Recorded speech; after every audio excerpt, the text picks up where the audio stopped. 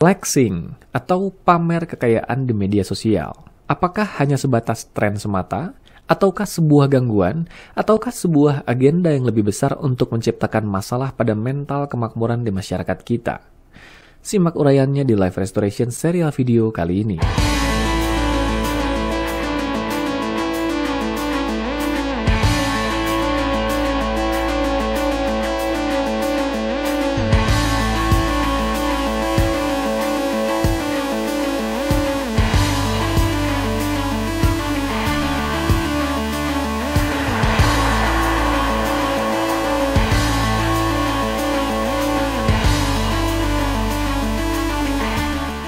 Halo persahabat sekalian, dimanapun Anda berada, kembali berjumpa bersama saya Algus Kanalendra di Live Restoration serial video yang seperti biasa hadir membersamai Anda di setiap akhir minggu menyajikan berbagai tema inspiratif seputar restorasi kehidupan dan transformasi diri.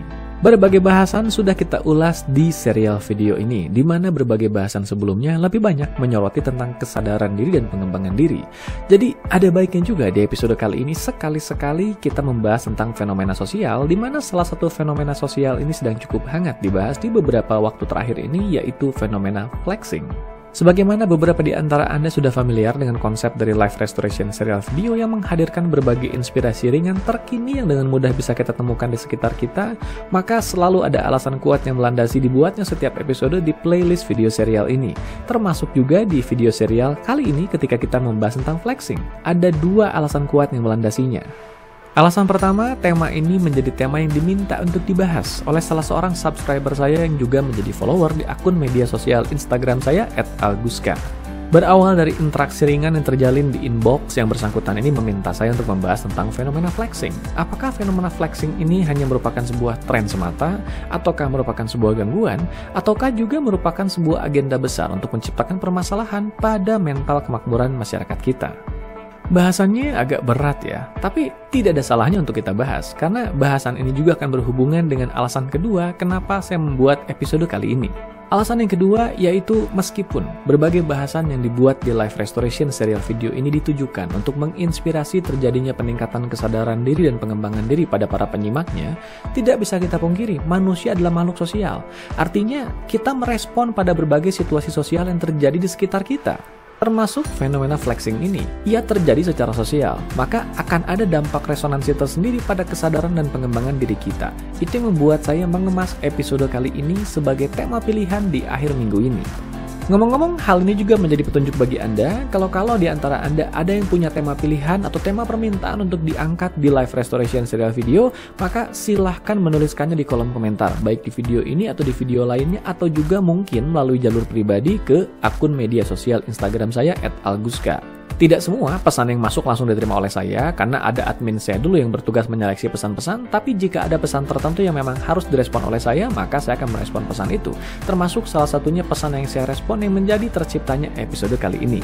Kalau begitu, mari kita mulai saja membahas isi dari episode kali ini. Apakah flexing hanya merupakan tren semata, sebuah gangguan, ataukah sebuah agenda besar untuk menciptakan permasalahan pada mental kemakmuran bangsa kita? Tapi sebelumnya, pastikan Anda like dulu video ini, sehingga Anda bisa menemukannya nanti dengan lebih mudah di daftar video yang Anda sukai, termasuk juga membantu YouTube untuk menyebarkan isi video ini pada lebih banyak orang di luar sana, sehingga mereka bisa mendapatkan wawasan yang sama. Tidak lupa juga subscribe YouTube channel ini, Algus Kanalendra, kalau Anda belum subscribe, dan aktifkan lonceng notifikasi sehingga Anda bisa menjadi salah satu dari mereka yang pertama mendapatkan informasi ketika saya mengunggah berbagai konten terbaru lain di YouTube channel ini, termasuk ketika saya mengadakan live streaming di mana saya berinteraksi dengan para audiens secara langsung setiap Senin malam di YouTube channel ini. Nah, kembali ke inti bahasan kita di episode kali ini. Pertama-tama, mengenai definisi dari flexing itu sendiri tidak saya bahas lah ya, karena fenomena ini sudah sedemikian banyak direspon oleh orang banyak di luar sana, sehingga saya tidak ingin terlalu banyak lagi membahasnya. Intinya, flexing lebih banyak diasosiasikan dengan sebuah perilaku pamer kekayaan di media sosial. Meskipun, kalau nantinya kita telusuri lebih dalam, sebetulnya flexing ini bisa saja terasosiasi dengan banyak hal. Tapi karena akhir-akhir ini flexing ini lebih banyak diasosiasikan dengan pamer kekayaan dan seringkali dengan cara yang tidak etis atau tidak menyenangkan, maka definisi ini dulu yang kita angkat di episode kali ini. Terutama karena tadi kita sempat membicarakan kemungkinan bahwa jangan-jangan flexing ini merupakan sebuah agenda untuk menciptakan permasalahan pada mental kemakmuran masyarakat kita. Sedikit ulasan ulangnya dulu lah ya. Di awal tadi kita sempat mengulas bahwa flexing ini bisa berupa salah satu dari 3 hal ini. Entah itu merupakan sebuah tren, entah itu merupakan sebuah gangguan, entah itu merupakan sebuah agenda besar. Nah, mari kita coba bahas satu persatu. Kalau begitu, mari kita mulai dari yang pertama dulu. Apakah flexing ini menjadi sebuah tren? Agaknya iya dan tidak. Kalau dibilang iya, sebetulnya juga tidak semua orang melakukannya. Kalau dibilang tidak, ada beberapa orang yang melakukannya. Nah, maka untuk bisa mengetahui bagaimana ia menjadi sebuah tren atau tidak, yang perlu kita ketahui adalah gejala kemunculannya. Mungkin tidak semua orang melakukannya, tapi tidak bisa dipungkiri, fenomena ini menciptakan atensi, di mana orang-orang meletakkan atensinya pada hal yang sama ini. Entah itu suka atau tidak, entah itu mengomentari positif atau negatif, tapi fenomena ini cukup menyedot perhatian. Itu yang menjadikan saya mengatakan, apakah ia bisa dikatakan sebagai tren? Bisa saja. Artinya, sebagai sebuah tren, bisa saja tren ini membawa orang untuk melakukan atau sebatas memerhatikan. Nah, dalam hal ini bisa kita sadari bahwa yang melakukan ada, yang memerhatikan pun ada, dan bahkan ini menjadi sebuah atensi sosial yang cukup berkembang di masyarakat kita sekarang ini. Maka sebut saja ia menjadi sebuah tren. Meskipun tren ini bukan tren untuk dilakukan, tren untuk diperhatikan dan dikomentari. Yang kedua, apakah flexing ini bisa kita kategorikan sebagai gangguan? Ya, pertama-tama perlu kita definisikan dulu gangguan ini dalam hal apa. Kalau gangguan ini berhubungan dengan gangguan psikologis, saya bukan orang yang berkompeten untuk mengomentari hal itu. Maka fenomena ini saya kesampingkan dulu. Tapi kalau kita membicarakan gangguan sosial, maka bisa saja. Maksudnya bagaimana? Begini, bagi para pelaku flexing itu sendiri, bisa kita dapati bahwa banyak di antara mereka yang sebetulnya berupaya untuk menarik perhatian. Mereka mencari perhatian yang selama ini mungkin mereka sulit dapatkan. Nah, dalam hal itu, bisa saja ada gangguan-gangguan dalam diri mereka, entah perasaan rendah diri, entah perasaan apapun itu, yang membuat mereka berjuang untuk mencari perhatian dengan cara-cara yang kontroversial sekalipun. Bisa menjadi lebih rumit lagi kalau ternyata untuk melakukan hal ini mereka sampai harus membohongi dirinya sendiri, membohongi lingkungannya, dan membohongi para orang-orang yang kemudian menonton tayangan-tayangannya mereka. Ya, mereka memaksakan diri untuk bisa menipu, entah itu dengan penampilan, entah itu dengan apapun yang mereka pamerkan yang sebetulnya belum berada di kapasitas yang layak untuk mereka dapatkan. Itu bukan kepunyaan mereka, itu hanya sesuatu yang mereka coba tunjukkan demi mendapatkan perhatian tadi. Tapi berikutnya, tidak boleh kita lupakan juga bahwa fenomena ini kemudian akan direspon oleh masyarakat, oleh yang menonton atau memerhatikan fenomena ini. Respon dari yang memerhatikan ini bisa beragam. Bisa saja ada orang yang melihat fenomena ini, kemudian mereka merespon dengan positif, sepenuhnya positif. Mereka ingin bisa sukses, mereka merasa termotivasi dengan tayangan itu, sehingga mereka ingin bisa menciptakan pencapaian yang revolusioner. Untuk yang satu ini bisa kita katakan dampaknya positif, maka tidak ada gangguan apapun sebetulnya yang signifikan dalam hal ini. Tapi apakah semua seperti itu? Sayangnya, tidak. Ada juga orang yang meskipun meresponnya dengan cara positif, tapi kemudian mewujudkannya dengan cara yang negatif. Mereka merasa bahwa hal itu menjadi hal yang juga bisa memenuhi rasa kebutuhan mereka untuk diperhatikan. Akhirnya, mereka pun tergoda untuk melakukan hal yang sama. Alhasil, hal ini menjadi sebuah tren pamer semu semata. Banyak orang berlomba-lomba untuk memamerkan segala hal yang terkesan glamor, tapi pada akhirnya sebetulnya merupakan sebuah kekosongan semata. Menjadi semakin parah ketika hal ini jadi sebuah obsesi yang dipaksakan. Demi mendapatkan popularitas semata, akhirnya berbagai cara yang tidak pantas dilakukan.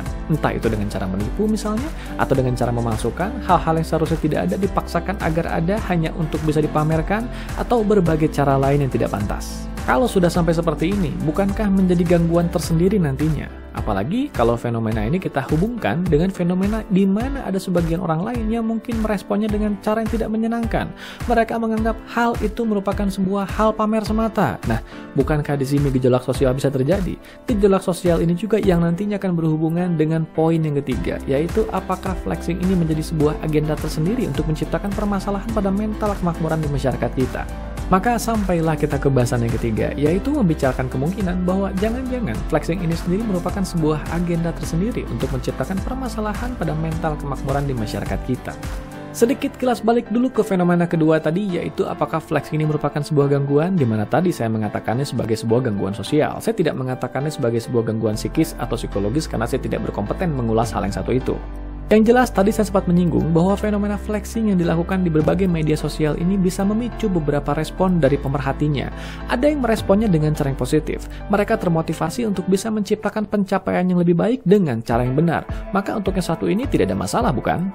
Yang menjadi masalah adalah kalau ternyata flexing ini nanti menciptakan dampak sosial yang berhubungan dengan sikap mental kemakmuran. Seperti tadi sudah saya katakan bahwa masih ada dua jenis sikap mental lain yang merespon flexing ini dengan cara yang berbeda. Dua respon inilah yang kemudian akan berhubungan dengan berubahnya cara pandang masyarakat kita dalam menciptakan kemakmuran.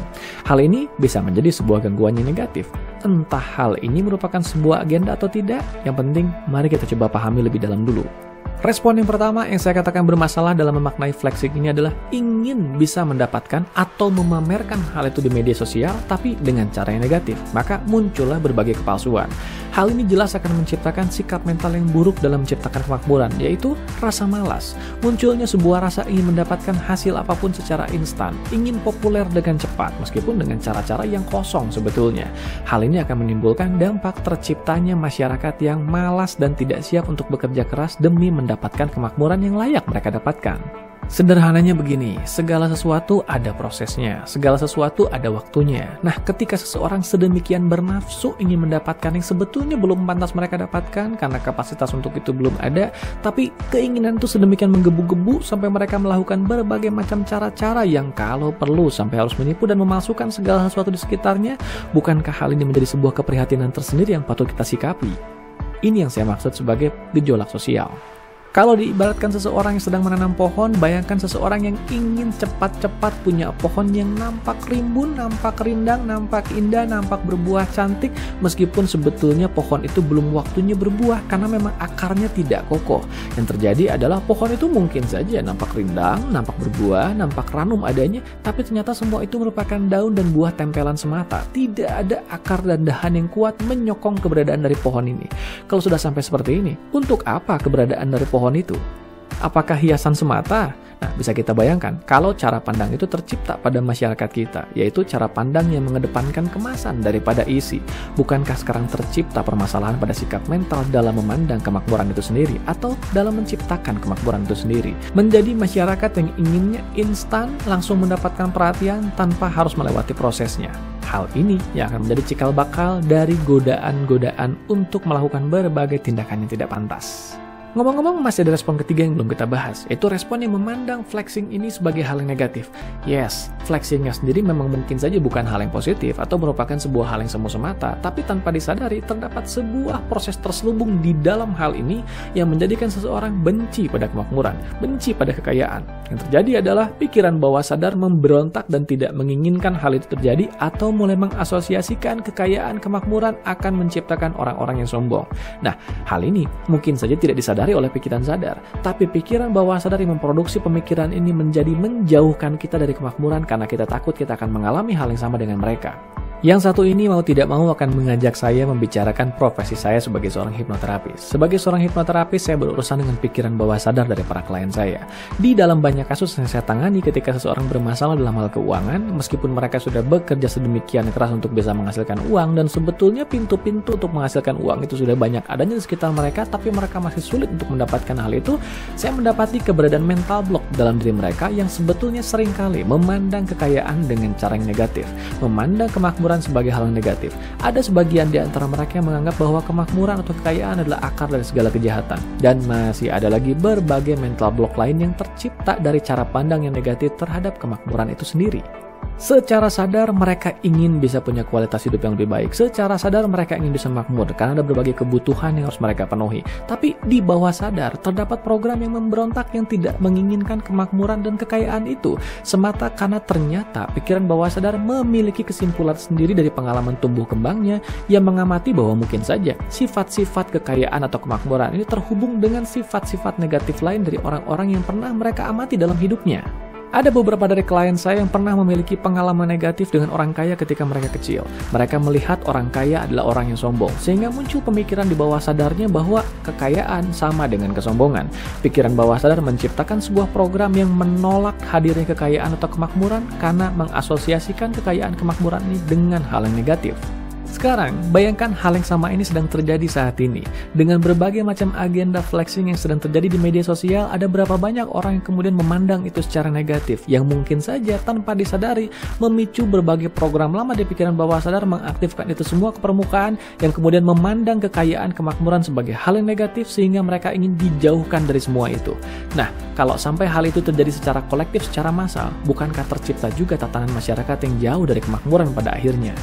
Kalaupun tidak ada program malam yang terpicu dari pikiran bawah sadar, tetap saja berbagai situasi yang ada saat ini dengan berbagai rasa kesal dan gemas yang ditimbulkannya justru malah bisa membuat munculnya program baru, di mana program baru inilah yang kemudian menjauhkan masyarakat kita dari kemakmuran karena sebagian orang-orang ini menganggap bahwa kemakmuran akan membawa pada kesombongan. Nah, lagi-lagi permasalahannya ada pada cara pandang atau sikap mental masyarakat kita dalam memandang kemakmuran itu. Padahal kalau dipikir-pikir, bukankah sebetulnya kekayaan dan kemakmuran itu bersifat netral adanya? Ia bisa digunakan untuk hal yang baik, ia bisa digunakan untuk hal yang buruk. Tapi yang terjadi adalah ada emosi yang terasosiasi dengan keduanya. Nah, cara kerja pikiran bawah sadar adalah mengasosiasikan emosi dengan sosok, figur, atau apapun itu yang bersifat spesifik. Nah, sekarang bisa kita bayangkan, kalau ada emosi-emosi yang muncul dalam diri seseorang yang ternyata bersifat negatif dalam memandang kekayaan dan kemakmuran, maka emosi yang tersimpan di pikiran bawah sadar ini juga yang pada akhirnya akan menjauhkan ia dari kekayaan dan kemakmuran itu karena dianggapnya hal itu merupakan hal yang negatif. Mungkin ada sebagian orang yang kemudian berpikir, masa iya sampai segitunya? Ya, terserah mau percaya atau tidak, tapi sebagai seorang hipnoterapis, saya berurusan dengan pikiran bawah sadar manusia. Berurusan dengan pikiran bawah sadar ini betul-betul luar biasa, karena kita dihadapkan dengan berbagai program yang sedemikian memberikan keunikan dan misteri tersendiri. Bagaimana satu program kecil yang bersarang di dalamnya, tapi bersarang dengan begitu kuat, bisa menciptakan dampak yang sangat luar biasa pada cara seseorang bekerja dan menjalani kualitas hidupnya, termasuk yang berhubungan dengan kemakmuran dan kekayaan ini. Maka kesimpulannya adalah, apakah flexing ini merupakan sebuah agenda tersendiri untuk menciptakan sikap mental yang bermasalah dalam memandang kemakmuran, atau dalam menciptakan kemakmuran, atau dalam menciptakan masyarakat yang makmur? Saya tidak berani menjawabnya, bahkan saya juga tidak tahu apakah hal itu merupakan sebuah agenda tersendiri, karena agaknya ini merupakan sebuah agenda yang cukup besar untuk dibahas. Nah, tapi saya tertarik ingin mendengar pemikiran Anda lebih jauh. Coba silakan tuliskan jawaban Anda di kolom komentar. Saya ingin tahu cara pandang Anda mengenai fenomena kalau-kalau flexing ini merupakan sebuah agenda tersendiri. Kalau-kalau jangan-jangan ada pihak-pihak tertentu yang mengompori atau bahkan menciptakan terjadinya kondisi ini agar masyarakat kita menjadi masyarakat yang jauh dari kemakmuran atau jauh dari sikap mental yang layak untuk bisa makmur. Tuliskan jawaban Anda atau pendapat Anda di kolom komentar karena saya ingin tahu bagaimana kesimpulan Anda setelah mendengarkan pemaparan saya tadi. Dari saya, sekian dulu bahasan kita di Live Restoration serial video kali ini. Semoga bisa menjadi bahan renungan kita bersama. Akhir kata, sampai jumpa di episode berikutnya. Ingat, like video ini agar Anda bisa membantu YouTube untuk menyebarkan video ini pada lebih banyak kalangan di luar sana, termasuk juga menemukan video ini dengan lebih mudah nanti di daftar video yang Anda sukai. Subscribe juga YouTube channel ini, Agus Kanalenda, kalau Anda belum subscribe, dan aktifkan lonceng notifikasi. Kita jumpa di episode berikutnya minggu depan. Salam sehat, berkah berlimpah, damai, dan berbahagia selalu.